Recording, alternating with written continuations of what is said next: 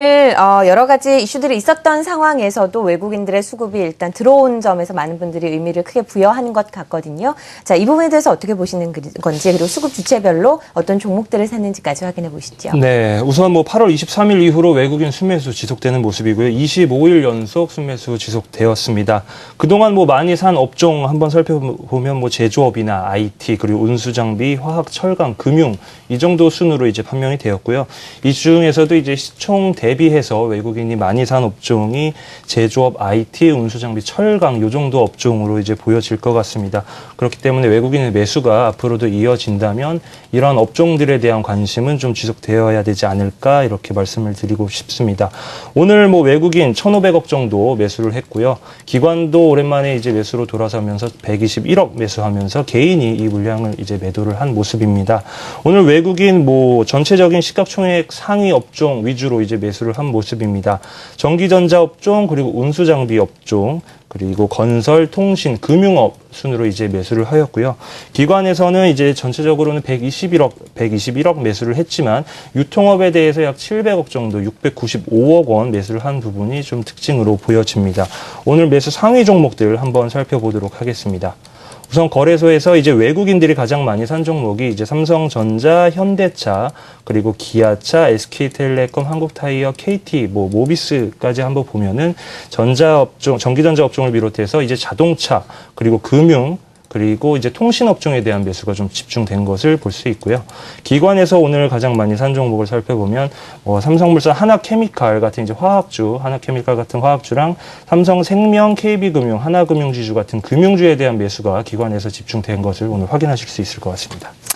코스닥의 수급도 중요해집니다. 여러모로 외국인들이 코스피 시장만 사는 것이 아니라 코스닥에서도 매수세를 좀 사실 보였었던 게 사실이고요. 후반 들어서 매도로 전환을 했고 기관까지 매도에 함께 동참을 하면서 코스닥이 힘을 좀 많이 잃은 것 같은데요. 코스닥의 수급도 정리를 해볼까요? 네, 오늘 코스닥 같은 경우에 외국인과 기관이 우선 3일 만에 순 매도로 돌아섰다는 점이 좀 약간의 좀 안타까운 부분이긴 하지만 그 전에 가장 기관에서 7월달, 8월달에 매도를 주도했던 연계금 쪽에서 오늘 같은 경우에는 35개 순 매수로 들어오면서 8일 연속 순 매수로 이어갔다는 점이 오늘 코스닥 같은 경우에는 오후에 장 낙폭을 그래도 방어하고 그나마 낙폭을 축소했던 부분이지 않을까라는 좀 생각이 들고 있습니다. 오늘 같은 경우에 우선 투신 연계금을 제외한 나머지 기관 주체들은 전부 다 매도로 돌아섰고요.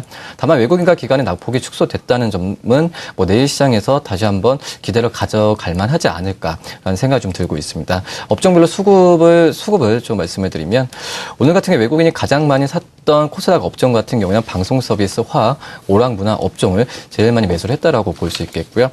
반면에 IT 하드웨어, 부품, 그리고 IT 종합 판매 업체들의 매도를 가장 좀 크게 나왔다라고 볼 수 있겠습니다. 기관 같은 경우에는 역시 오락문화, 인터넷, 기타 서비스, 약간 코스닥에서 경기 방어주 개념의 종목들을 많이 샀다라고 좀 볼 수 있겠고요. 역시 제조업종, 화학업종, 금속업종을 기관 쪽에서는 제일 많이 매도를 한 부분이 있다라고 볼 수 있겠습니다.